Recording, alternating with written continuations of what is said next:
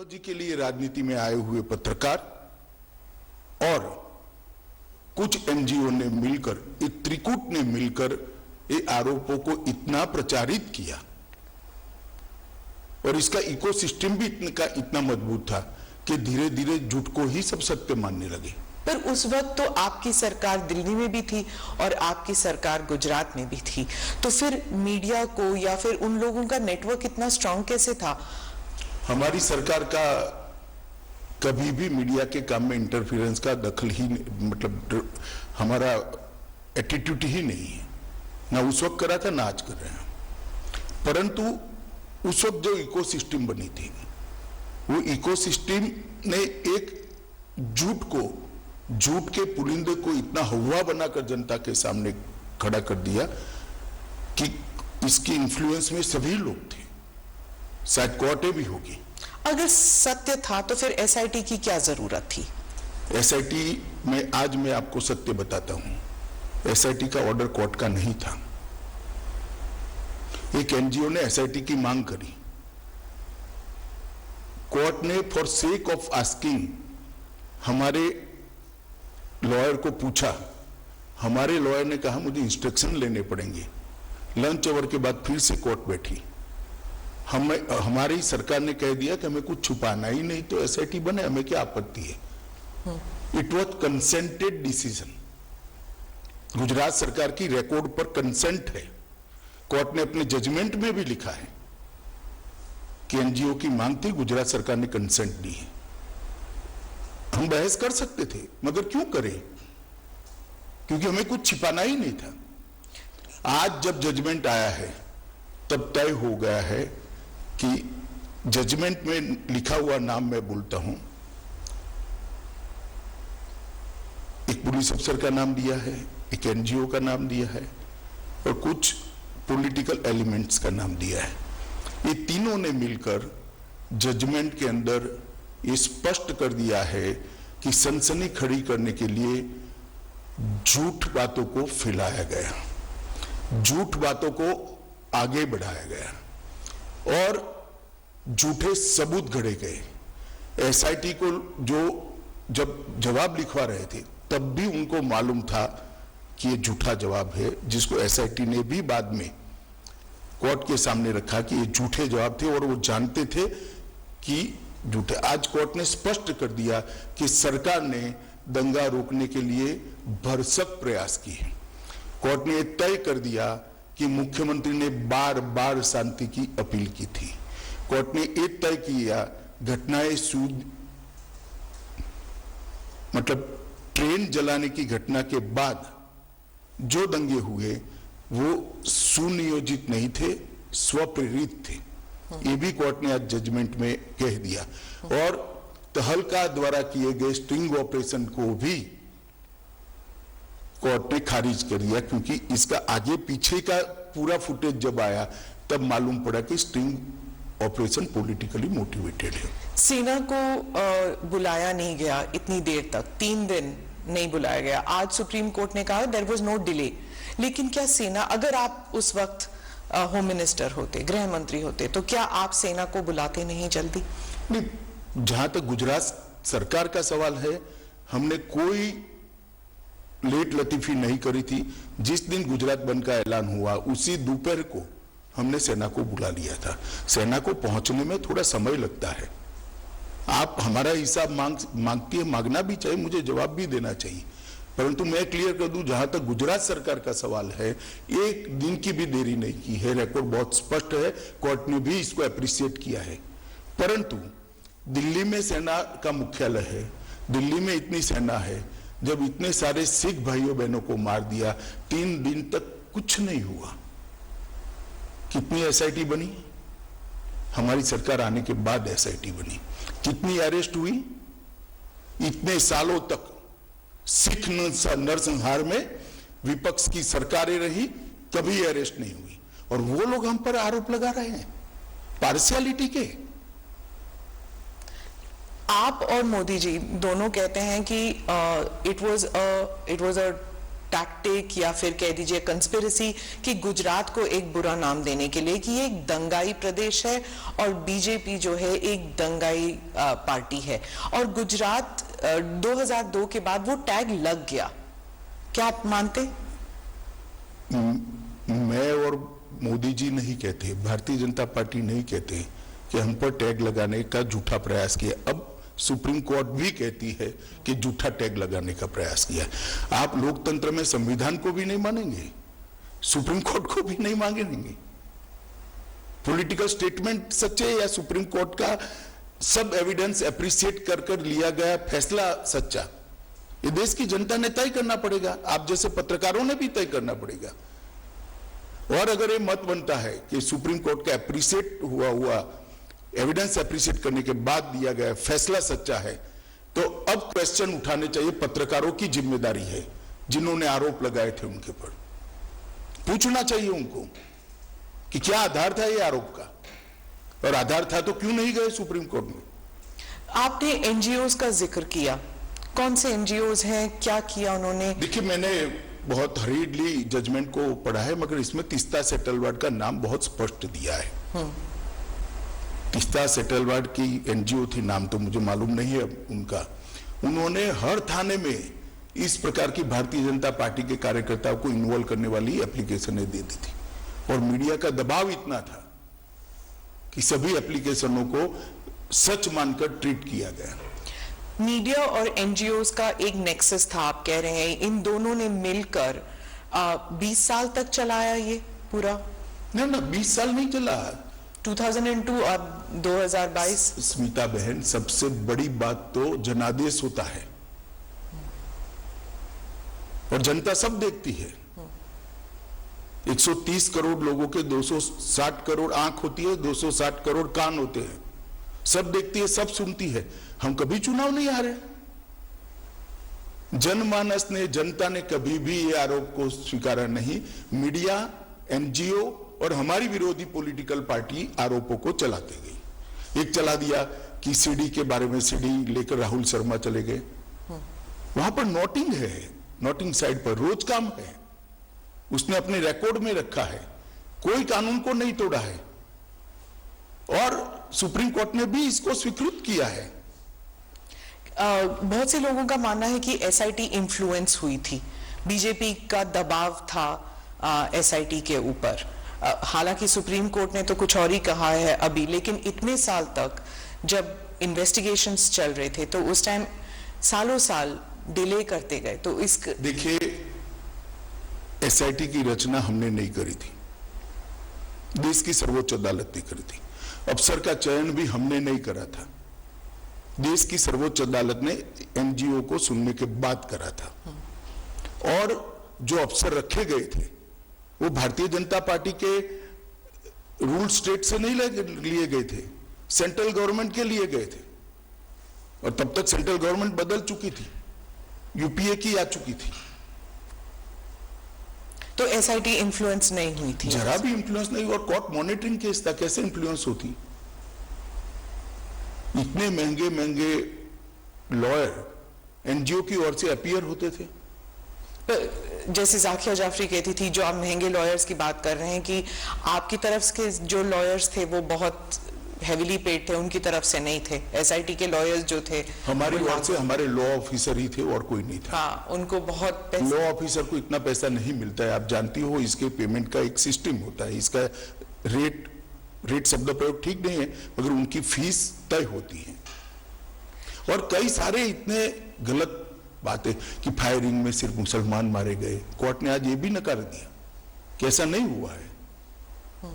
Firing में मुसलमान नहीं मारे गए, लेकिन दंगों में तो मुसलमान मारे गए ना। देखिए स्मिता जी, एक बात आप समझ कर चलिए, जिस तरह से 60 लोगों को जिंदा जला दिया था, उसका समाज में आक्रोश था, और जब तक दंगे नहीं हुए तब तक किसी ने इसका क्रिटिसिज्म भी नहीं किया, accept Bharatiya Janata party. Congress party का एक भी स्टेटमेंट, पार्लियामेंट चल रही थी उस दिन, किसी ने दुख भी व्यक्त नहीं किया कि 60 लोगों को जिंदा जलाने की घटना का आप भर्त्सना भी नहीं करोगे, निंदा भी नहीं करोगे। इतनी बड़ी वोट बैंक पॉलिटिक्स होगी। आज सुप्रीम कोर्ट ने यह भी कह दिया कि जाकिया जाफरी किसी और के निर्देशन पर काम करती थी। कई सारे विक्टिम्स का एफिडेविट एनजीओ ने साइन कर दिए, विक्टिम को मालूम नहीं है। आपके हिसाब से किसने किया, क्यों किया जाकिया जाफरी के? सब जानते हैं ना कि तीस्ता सेतलवाड जी की एनजीओ ये सब कर रही थी, लेकिन केवल और केवल, और उस वक्त जो यूपीए की सरकार आई उसने ढेर सारी मदद करी है तीस्ता सेतलवाड की एनजीओ को, ढेर सारी मदद करी है, सबको मालूम है, पूरे लुटियन दिल्ली को मालूम है। गुजरात में तो आपकी सरकार थी इतने साल। गुजरात में हमारी सरकार थी, मगर जो एनजीओ थो उसको भारत सरकार ने मदद करी है, सब जानते हैं। और केवल मोदी जी को टारगेट बनाकर ये सब किया गया, उनकी छवि को हानि पहुंचाने के लिए किया गया, उनको दंगों के केस में उनकी लिप्तता बनाने के लिए किया गया, मगर सत्य को कुछ नहीं होता है। ये लंबी लड़ाई मोदी जी ने बहुत धैर्यपूर्वक सारी वेदनाओं को, वो विष को हजम करते हुए लड़े, और आज चमकते सूर्य की तरह सत्य बाहर आया है, मोदी जी जीत कर बाहर आए हैं। भारतीय जनता पार्टी के दंगों का कोई आरोप नहीं रहता। और मैं पूछना चाहता हूं, जो हम पर लगाते हैं, उनके शासन जहां जहां रहे हैं वहां दंगे नहीं हुए हैं क्या? उत्तर प्रदेश का वो इतिहास उठाकर देख लीजिए। तो कभी लेबल नहीं लगा किसी पर? लेबल लगाया नहीं आप लोगों ने, लेबल हमने थोड़ी ना लगाया है, लेबल फैक्ट के आधार पर थोड़ी ना लगा है। आप भी नहीं लगा पाए एज अ पॉलिटिकल पार्टी? हम करते ही नहीं, हम करना भी नहीं चाहते, हम क्यों किसी पर लगाए लेबल? दंगों का पॉलिटिकल उपयोग करना ही नहीं चाहिए।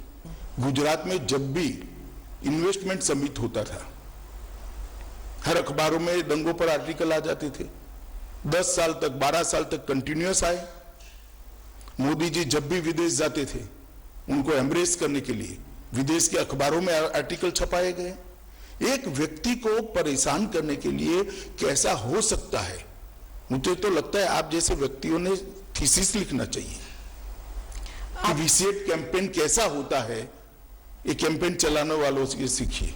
तो इसलिए सुप्रीम कोर्ट का ये वर्डिक्ट इतना अहम क्यों है पार्टी के लिए और मोदी जी के लिए? मतलब आप जब इतिहास लिखेंगे आपकी पार्टी के लिए, तो 20 साल बाद, क्योंकि आज का जो युवा है वो तो जानता भी नहीं शायद 2002 में हुआ क्या, क्योंकि ये 20 साल पुरानी बात है। तो आज के युवा जब ये देखेंगे तो उस दिन क्या हुआ, उन 3 दिनों में क्या हुआ? क्या आपको अब कोई रिग्रेट्स हैं, और अब आप क्या देखते हैं इस सुप्रीम कोर्ट के वर्डिक्ट को? पहले एक बात समझ लीजिए, आज का युवा नहीं जानता है ऐसा आप कह सकते हो। इतिहास हजारों साल जिंदा रहता है, और झूठे आरोप जो होते हैं उसका निरसन न्यायालय के माध्यम से होना बहुत जरूरी है। और इसलिए लंबी लड़ाई, 18-19 साल लंबी लड़ाई मोदी जी भी लड़े हैं और सत्य ढूंढने वाले लोग भी लड़े हैं, और आज विजयी होकर बाहर आए हैं। क्या इसलिए ये लड़ाई जरूरी थी? मतलब कि आप इतिहास जब लिख रहे हैं, इतिहास लिखने के लिए नहीं, किसी भी झूठ के सामने लड़ाई करना निहायत जरूरी होता है। किसी भी अपप्रचार के सामने उसको एक्सपोज करना बहुत जरूरी होता है। इतिहास तो अपने आप बनते रहते हैं। 2 बार 2/3 बहुमत से जीतना ही इतिहास है। देश में जीएसटी डाल देना भी इतिहास है। देश के अंदर सीडीएस बनाना भी इतिहास है। देश के पहली बार सर्जिकल स्ट्राइक करना भी इतिहास है। पहली बार एयर स्ट्राइक करना भी इतिहास है। पूरे दुनिया में भारत के गौरव को आसमान तक ले जाना भी इतिहास है। इतिहास की तो खैर बहुत सारी बातें हैं, परंतु झूठ के खिलाफ लड़ाई लड़नी चाहिए, और मोदी जी डट कर लड़े हैं, धैर्यपूर्वक लड़े हैं, और आज विजयी होकर बाहर आए।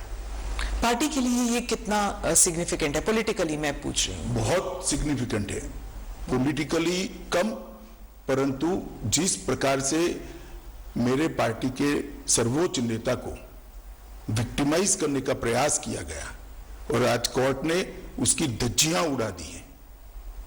मैं मानता हूं ये जजमेंट भारतीय जनता पार्टी के हर कार्यकर्ता के लिए, न केवल मोदी जी के लिए, हर कार्यकर्ता के लिए, मोदी जी के लिए तो खैर आत्मसंतोष का विषय हो सकता है, हर कार्यकर्ता के लिए गौरव का विषय है कि आज जो झूठे आरोप हमारे सर्वोच्च नेतृत्व पर लगाए थे वो सारे खारिज हो गए।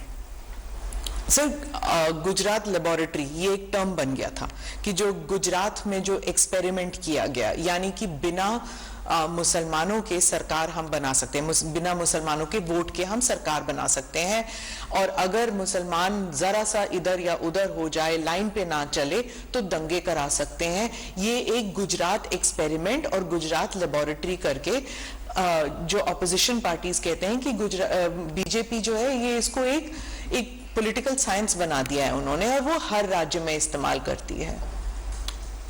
देखिए, अब जैसा जिस कलर के ग्लास का चश्मा पहनेगी ऐसा दिखाई पड़ेगा। पीले पहनेगी तो पीला दिखाई पड़ेगा, काले पहनेगी तो काला दिखाई पड़ेगा। ये देखने का नजरिया है।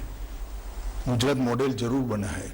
देश में हमने सबसे पहले 24 घंटा बिजली हर गांव में पहुंचाने का काम किया, वो एक मॉडल है। देश के अंदर 12 साल के अंदर जीरो ड्रॉप आउट रेशियो, लगभग जीरो ड्रॉप आउट रेशियो, और 99% से ज्यादा एनरोलमेंट किया बच्चों का प्राइमरी एजुकेशन के अंदर, वो भी मॉडल है। गुजरात के ट्राइबल एरिया के लिए वन बंधु कल्याण योजना लेकर आए, वो भी मॉडल है। 10% ग्रोथ रेट के साथ 12 साल तक एग्रीकल्चर ग्रोथ रेट हमने अचीव किया है, वो भी एक मॉडल है। ढेर सारे मॉडल है, हाईवे से लेकर ग्रामीण विकास से लेकर अर्बन डेवलपमेंट तक। हमारे अर्बन डेवलपमेंट के एक्ट भी मॉडल है। जहां तक दंगों का सवाल आप कर रही है, आप एक बात समझ लीजिए, आप इतनी वरिष्ठ पत्रकार है स्मिता बहन, आप कांग्रेस के शासन के जो आपको ठीक लगे वो 5 साल, और भारतीय जनता पार्टी के शासन से जो आपको ठीक लगे वो 5 साल ले लो। कितने घंटे कर्फ्यू रहा, कितने लोग मारे गए, कितने दंगे हुए, और दंगे का ड्यूरेशन क्या था। कंपैरिजन कर लीजिए तो मालूम पड़ जाएगा कि दंगे किसके शासन में ज्यादा हुए। और दूसरी बात, ये दंगा होने का मूल कारण गोधरा की ट्रेन को जला देना था। 60 लोगों को, 16 दिन की बच्ची को मां की गोद में बैठे हुए जिंदा जलते हुए मैंने देखा है। मेरे हाथ से अग्नि संस्कार किया है मैंने गोता गांव में। इसके कारण दंगे हुए थे, और आगे जो दंगे हुए हैं वो पॉलिटिकली मोटिवेटेड थे। रिजर्वेशन का आंदोलन हुआ, दंगों में कन्वर्ट कर दिया गया। जब वो गोधरा से बॉडीज लेके गए थे अंतिम संस्कार के लिए, तब आपको लगा था कि ये there will be a blow back, मतलब कि कोई प्रतिक्रिया होगी? देखिए, उस वक्त किसी को सोचने की सुध बुध ही नहीं थी, इसलिए क्योंकि सबसे बड़ा प्रश्न ये था कि जो 59 लोग मारे गए हैं, इनके परिवार को उनका अंतिम संस्कार भी न करने देना।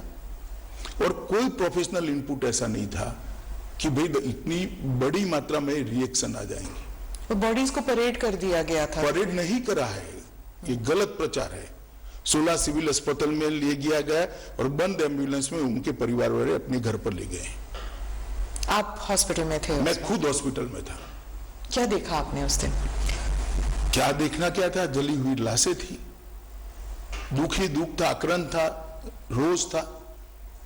आप एमएलए थे, लेकिन आपकी कॉन्स्टिट्यूएंसी में ज्यादा दंगे हुए नहीं कंपेयर टू बाकी जगहों में। अगर आप उस वक्त इंचार्ज होते, अगर आप होम मिनिस्टर होते, तो आप क्या करते अलग उस वक्त? देखिए, जो भी लोग थे उन्होंने अच्छा काम किया था, मगर घटना के कारण रोष इतने व्यापक मात्रा में था जिसकी भनक किसी को नहीं लगी थी, किसी को नहीं लगी थी, ना पुलिस को लगी थी ना किसी को लगी थी, और बाद में किसी के हाथ में ही नहीं रहा। सर, और देखिए, इस बात पर अनेक अदालतों में, एक सुप्रीम कोर्ट के रिटायर्ड जज के कमीशन में सब जगह बहस हो चुकी है। ये मोदी जी को कोई पहली क्लीन चिट नहीं है, नानावटी कमीशन ने भी क्लीन चिट दी है, फिर भी एसआईटी बनाई गई। और मोदी जी एसआईटी के सामने कोई नाटक करते हुए नहीं गए थे कि मेरे समर्थन में आ जाओ, गांव गांव से आओ, नहीं आते तो फिर एमएलए को बुला लो, एमपी को बुला लो, एक्स एमपी को बुला लो और धरना करो पर क्यों नहीं गई बीजेपी, क्यों नहीं गई अब सपोर्ट? हम मानते थे कि हमें न्याय में सहयोग करना चाहिए, न्यायिक प्रक्रिया में सहयोग करना चाहिए। सुप्रीम कोर्ट का ऑर्डर है।